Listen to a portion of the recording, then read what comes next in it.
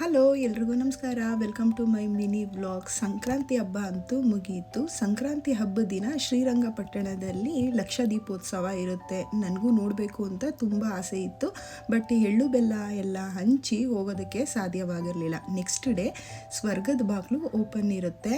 ಅದು ವರ್ಷದಲ್ಲಿ ಒಂದು ದಿನ ಮಾತ್ರ ಸ್ವರ್ಗದ ಬಾಗಿಲು ಓಪನ್ ಇರುತ್ತೆ. ದೇವ್ರ ದರ್ಶನನ ನಾವು ಕಣ್ತುಂಬ ನೋಡ್ಬೋದು. ತುಂಬಾ ರಶ್ ಕೂಡ ಇರುತ್ತೆ. ನಾವು ತುಂಬ ರಶಲ್ಲಿ ನಿಂತು ದೇವ್ರ ದರ್ಶನ ಅಂತೂ ಮಾಡಿದ್ವಿ. ಎಷ್ಟೊತ್ತು ನಿಂತಿದ್ವಿ ಅಂದರೆ ಸುಮಾರು ಒಂದು 3 hours ವೆಯ್ಟ್ ಮಾಡ್ತಿದ್ವಿ.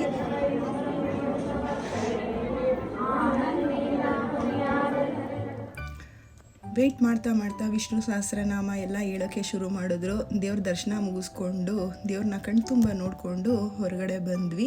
ಹೊರಗಡೆ ಬಂದಾದಮೇಲೆ ಗೋಪುರದಲ್ಲಿರುವಂಥ ಕಳಶನ ನೋಡೋದ್ರಿಂದ ಪುಣ್ಯ ಬರುತ್ತೆ ಅಂತ ಹೇಳ್ತಾರೆ.